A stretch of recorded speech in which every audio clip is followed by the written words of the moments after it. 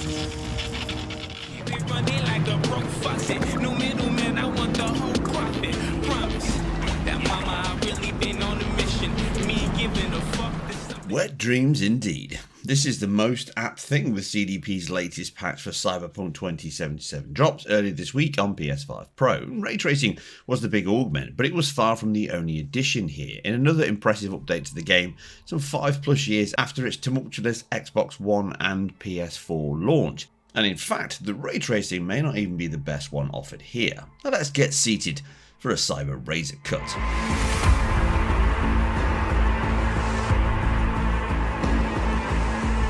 The patch comes in around 7.5GB and takes the old PS5 BC mode, of which there were 2, and adds a third new one, whilst updating the other 2. The performance mode is as before, in name at least, but not settings or quality. A new enhanced ray tracing mode, again over the old one, and then this brand new maxed out ray tracing pro mode. Now careful Sony, Nintendo will be looking to start a lawsuit with those naming conventions to match the console.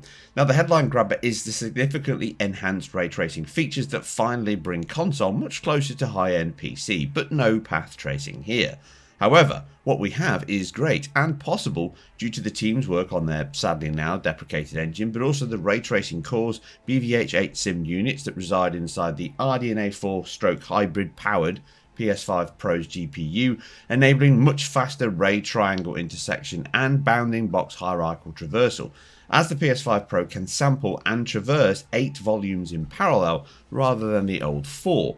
Now what this means in practice is the PS5 Pro can deliver ray tracing calculations and ray intersections on triangles much faster than the PS5 can, and therefore do much more in the same frame time due to its circa 67% faster GPU and over 2 times faster ray tracing hardware and much smaller bandwidth increases. And this plays out in more ways than just the ray tracing quality, but more on that later.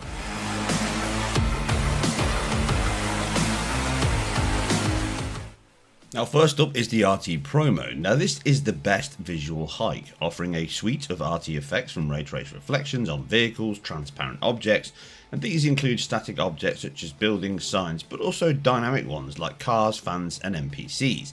The reflections are now calculated across glass surfaces, transparent desktops, and obviously cars, paintwork, and huge water bodies across the city, along with various areas, and these mix and match as you walk through, with opaque areas and other materials in the engine being managed by a material ID, which means they can pick and choose which materials show reflections and which materials revert back to the standard cube maps or other solutions.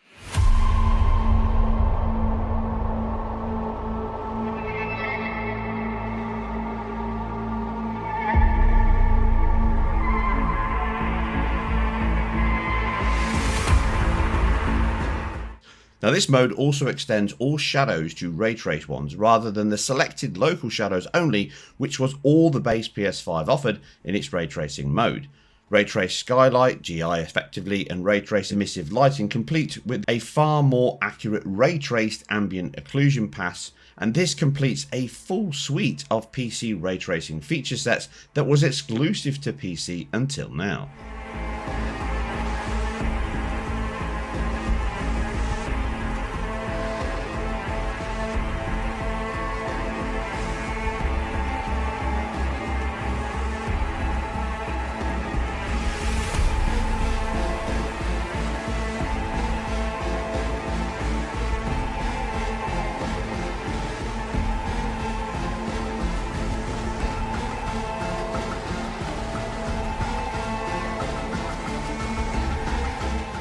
Now even better is the Pro runs it all at 40 FPS on displays with high 120Hz refresh rates or HFR screens.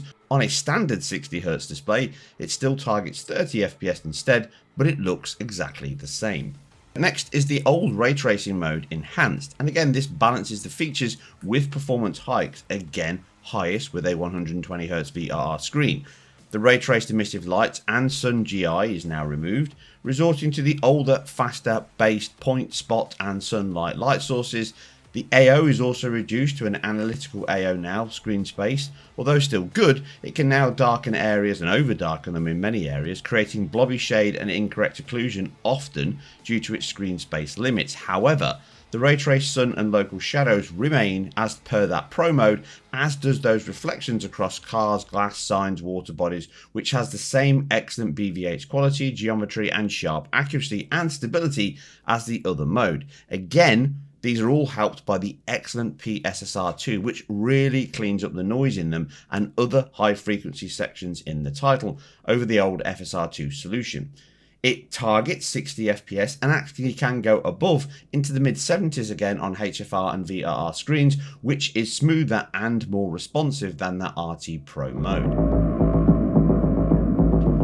And then finally, the performance mode calls all ray tracing but does provide sharper shadows and higher LOD than before on the old base PS5's performance mode. But its biggest boost is the fastest, smoothest gameplay, targeting 60 FPS on regular displays and up to 90 plus FPS on those same HFR, VRR and enabled displays. Now herein is where I say the biggest boost comes over and above that ray tracing areas, and in fact in some places more so, PSSR2, as the update allows you to switch between FSR2.1 and the latest PSSR2 upscaler. And like DLSS before it, the difference is transformative at times. Take this daylight section. Thin, distant objects, stochastic and dithered shading, effects in AO, GI or shadows are all incredibly unstable with FSR2, flickering, shimmering, bobbing around in between each frame and having no consistency and no temporal stability across frame to frame, making them look very noisy and unstable. And this is simply not the case with PSSR. All very smooth, very clean, higher detail is resolved, and therefore stability remained across frame to frame, not drawing your eyes into this noise as you walk through areas or just turn the camera. And because of the amount of materials and these effects that run heavily across the game, with sub-pixel sampling all the time, using half resolution and quarter, PSSR fixes and denoises this so significantly that it is now much closer to the quality you'd expect from the very best settings of DLSS, making a significant increase to the image quality across all modes, and at times actually improving the performance mode more. Here you can see driving down the road and slowed down. The bushes on the side of the road on this performance mode, they're far blurrier, softer and more noisy on FSR2 than they are on PSSR. Also, you get much worse ghosting on the back of the car trails here, multiple edges of that car silhouetting and shadowing across the tarmac as you drive, and that is completely cleaned up almost on PSSR2. You can see a little part of it higher on the wing mirror as it's still driving down the road, with slightly more ghosting on PSSR, and therefore highlighting that all solutions are never a 100% silver bullet. There's always compromises in both areas, but overall the negatives are far outweighed by the positives here with PSSR2, and it significantly improves the image quality, even though the resolution is 4K in all modes, upscaled from a lower base, just as before on base PS5. PSSR2 is often the lowest base with the better image quality, clarity and stability. PSSR 2.0 may be dynamic, but it often seems to be an approximate 2176 by 1224p as a base, and this is then very quickly reconstructed back to 4K. The RT Pro mode is the one that seems to scale lowest, but if it is dynamic, it probably mirrors the FSR2 mode, where it can scale from an approximate 2560 by 1440 base down to 12304 by 1296, again upscale back to 4K as before. And this is aimed at maintaining the best image and performance, which is the final piece of this in-depth analysis.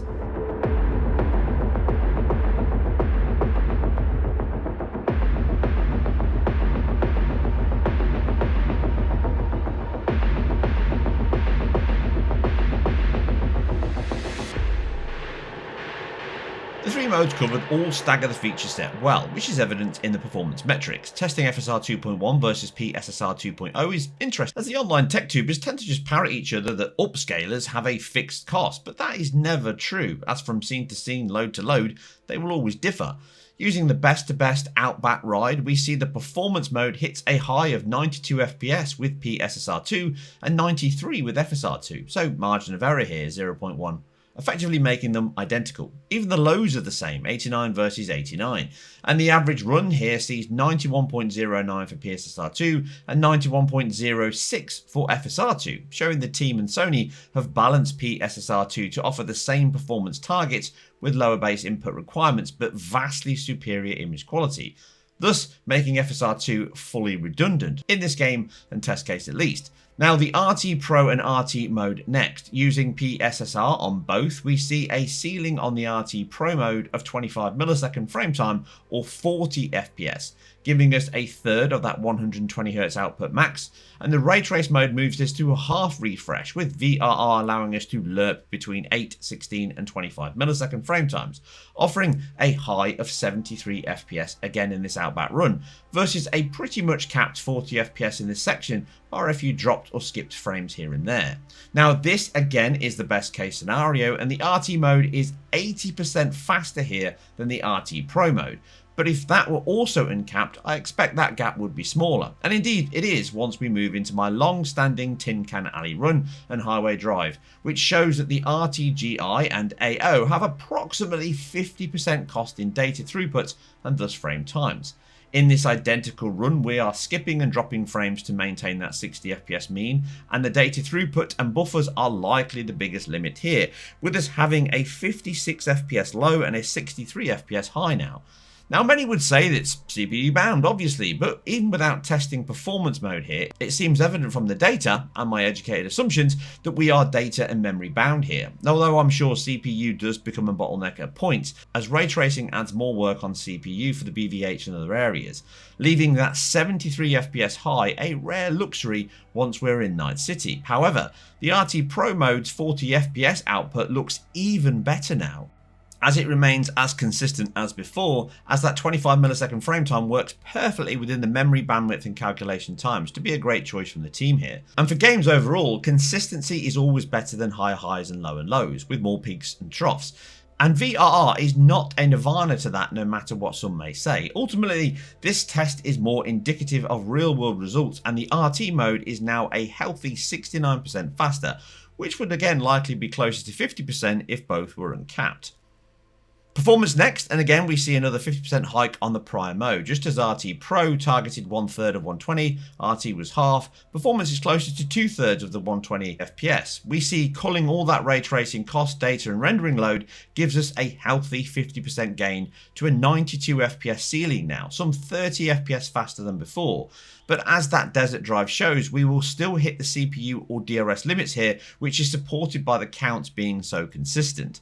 Even here though, the CPU and or data streaming presents some brief dips under 60 FPS and into the 25 millisecond frame time, but this mode is by far the smoothest and fastest way to play, and on consoles leaves the PS5 Pro as a very late to the party but best way to play on consoles, and it manages to average 76.54 FPS, which is certainly a nice choice for those that care about performance over visual quality. Don't make me mad.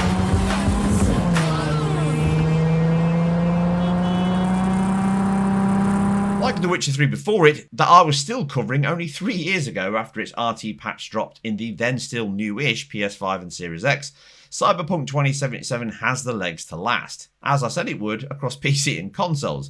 This patch may be very late in the day and likely partially supported by Sony and the fact the game is on PS Plus. It presents 3 excellent ways to play on PS5 Pro, with the highest end RT feature set yet for consoles by far, and the fastest performance, best image quality, and overall better than many PC players enjoyed the game. That said, and as I covered in my path tracing review at release on IGN, the game's art team did such a good job that the RT features are not as big an increase as on some other titles, and the path trace PC version, although far more drastic in its changes, even that at times can be varied in the impact it delivers. As such, the PSSR image quality increases, ray trace reflections across the game, and higher FPS and faster response times are the best part of this update. It would have been good to get a higher ray trace reflection mode in the RT Pro mode at least, that increased the materials that reflect into the city and floors, etc., but the balance of time, cost, memory and performance headroom is likely the reason we see the feature set as it is. For now though, pro players have another title that pushes the quality needle forward on the value the machine offers, and as per my 16-month plus old review now, where I stated let's wait and see if it's worth buying, in the past month or so, PSSR2, we have seen some compelling reasons to own this enhanced console. So long may this release schedule continue. And that's it for a deep dive into game, art, pixels, ray tracing, performance, and all things technical and gaming related. Remember, if you like what I do, I'm completely self-funded and independent. You can help by supporting, subscribing to the channel, putting a comment down below, sharing it with your friends and family, and everyone else you can online to try and drive up my numbers and viewership. And also, if you like what I do here, you get early access to this and other videos, and even exclusive access over on my Patreon for a few dollars or pounds a month. Again, it's boring, but I have to push it because it's the only way that I make these videos, because I make almost zero money from YouTube. Anyway, that's it. I'm out, but thanks for watching, and I'll catch you very soon on the next one.